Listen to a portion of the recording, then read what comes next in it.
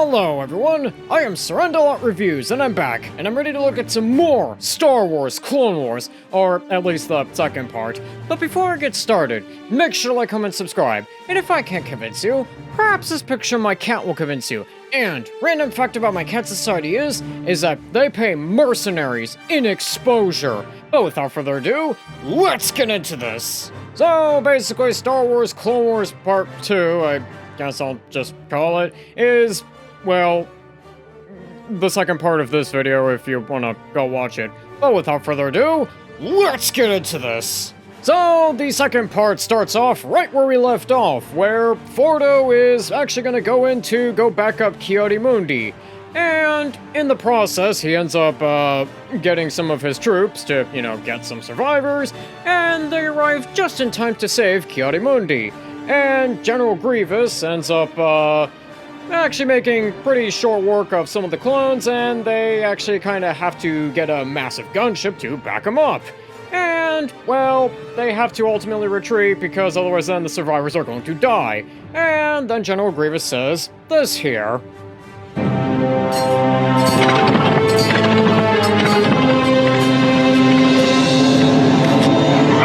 Jedi, run. You have only prolonged the inevitable. And something that I really like about this scene is just how much firepower that the clones brought in with, a minigun and a cannon that I'm surprised the US military doesn't have yet. And even a gunship, and the most damage that they were able to do to General Grievous was, well, his cape. And it really does make General Grievous a very credible threat in this series, and not just somebody who, is a mustache-twirling villain who just retreats at the end of the series, which I really gotta give this scene and also the scene from Part 1 a lot of credit. Anyways, so the Jedi, dealing with a bit of an employee retention crisis thanks to Grievous, well, they have a bit of a debate to, promote Anakin to Jedi Knight, even despite his, tendencies to, disobey orders. And, Anakin and Padme end up enjoying a moment together, 3PO is gold, and then, Anakin gets called back to the Jedi Temple, and he and Obi-Wan have a bit of a talk about how they're not so much going to be Master and Padawan, but more brothers in arms. And, we get this really great scene here.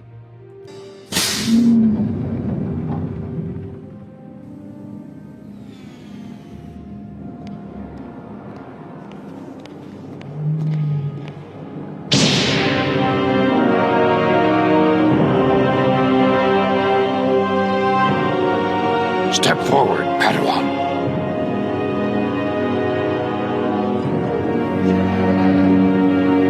Anakin Skywalker, by the right of the Council, by the will of the Force, dub thee I do, Jedi, Knight of the Republic.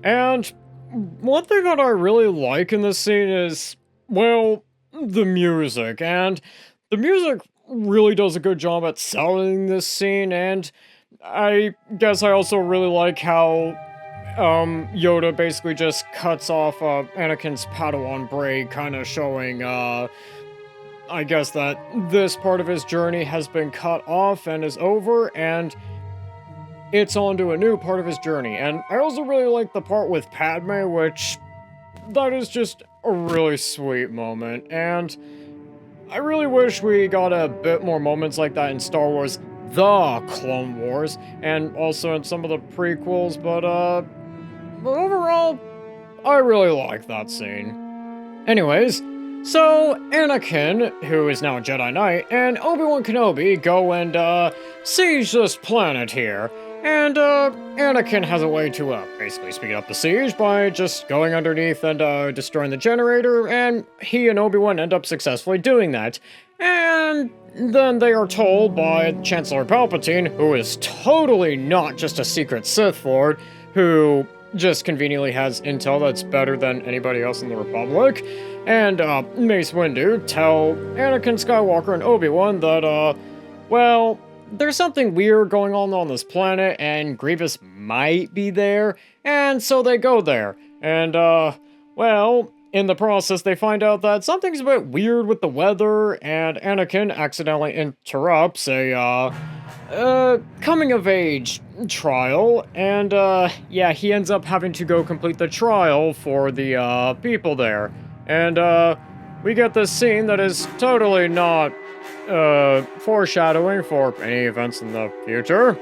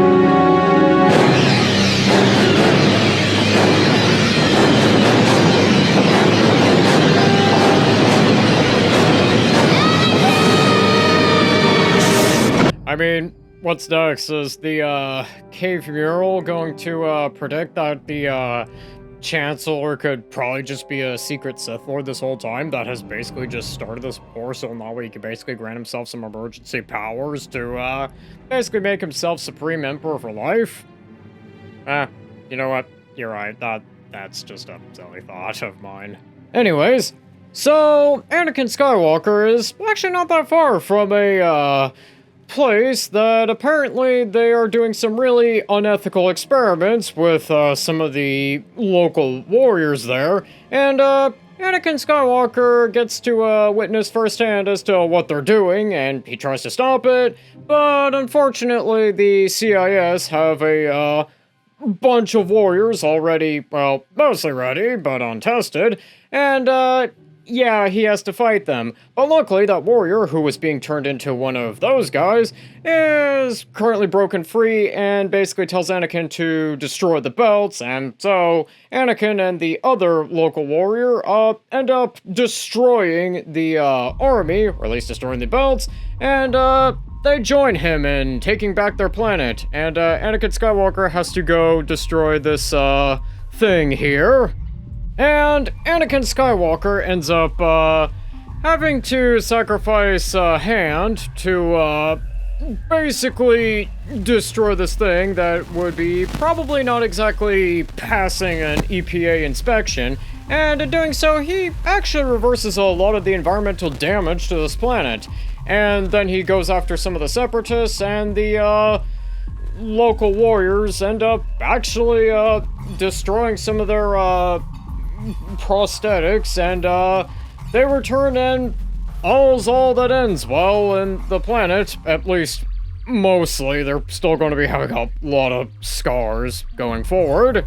And one thing that I forgot to mention, but that I really like here, is how you can see how Anakin is kind of starting to shift to the dark side, especially with how he used more or less his rage at, you know, what the Separatists did to the locals, and how he used it to destroy that one crystal that was causing untold amounts of environmental damage, and how he brutally, I guess, kind of murdered that one Separatist leader guy, and yeah, I kind of like how that shows how Anakin Skywalker is kind of starting to drift more to the dark side, kind of making that cave painting from earlier kind of become more of a self-fulfilling prophecy, I guess you can say, and kind of showing that Anakin Skywalker is in fact very much going on the path of becoming Darth Vader, which I really like. And also I really like the ending of that scene, how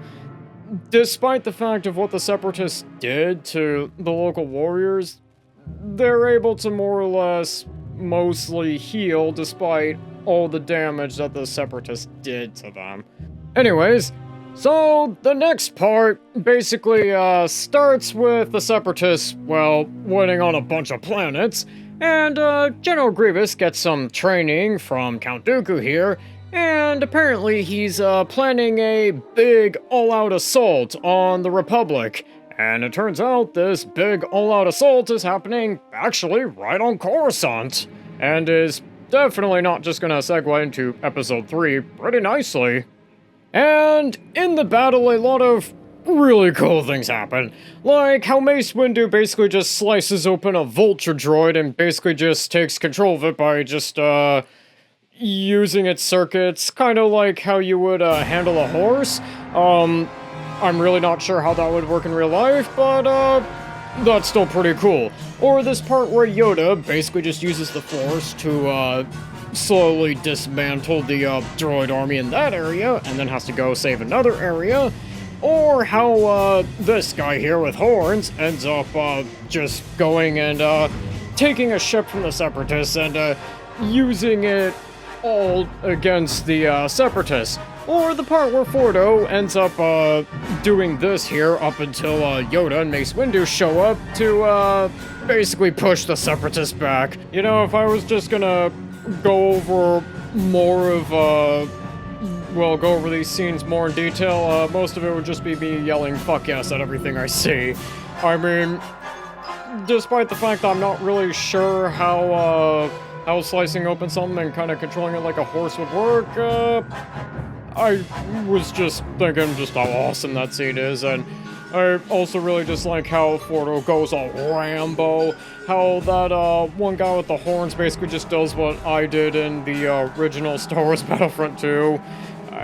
I just have a lot of nostalgia for this scene here. Anyways, so with Palpatine, well, he gets a bit of a unwelcome guest in his senator, or I guess chancellor's office, and after he so nonchalantly tries to show up a bit more bravery than, let's face it, he probably should, because he is totally not a secret Sith Lord that is controlling both sides of the war, well, the Jedi luckily managed to save him, and after a really long and actually really great chase, well, they managed to get Grievous away from Chancellor Palpatine, temporarily at least. Meanwhile, with Mace Windu and Yoda, well, they realize that, wait a minute, the CIS are actually trying to kidnap Chancellor Palpatine, and so Mace Windu steals a gunship to, more or less, go rescue Palpatine. Meanwhile, with the Jedi and the Chancellor, who is totally not a secret Sith Lord, well, they managed to get Palpatine plus 2 Jedi to, more or less, Chancellor Palpatine's safe house, and Shaak Ti decides to stay behind to, more or less, protect the Chancellor. And she does a pretty good job at holding off the Magna Guards, but General Grievous is unfortunately there, and Palpatine, who is totally not a secret Sith Lord, just stands back and watches as the Jedi are getting murdered by Grievous, and Shaak Ti ends up coming just in time to get defeated by General Grievous, who kidnaps the Chancellor, who is totally not a secret Sith Lord, and Mace Windu comes by and ends up crushing General Grievous's ribcage. Meanwhile, Anakin and Obi-Wan, well, they end up getting a message that Coruscant is under attack, and this segues nicely into Episode 3. And overall, I will say that Part 2, while I will personally say isn't as good as Part 1, is still really good, and I highly recommend it. I did more or less do the entire series kind of out of order. I guess it's actually just because it was kind of easier for me to follow. And yeah, overall I will say that scenes like the Battle of Coruscant definitely were way better than any scene from like the first part, but I will say that I guess I kind of found few parts to be not that great. Well, they're not bad, they're just, I guess, kind of not nearly as memorable as, like, say, a lot of the scenes in part 1, like the part where Palpatine proves that she's in fact colder than an actual Sith Lord, and throwing her coat to basically just force 3PO to go out there and reveal some enemies. But overall, I still highly recommend this series, this entire series, and yeah, I will say it's great, and I absolutely loved the Battle of Coruscant, and like I said, most of it, if I was to go into more detail, would just be me yelling fuck yes at everything I see. That's all I gotta really say. And I think with that, that's gonna do it for today. Thank you so much for watching. Don't forget to like, comment, subscribe, and I'll see you in the next one.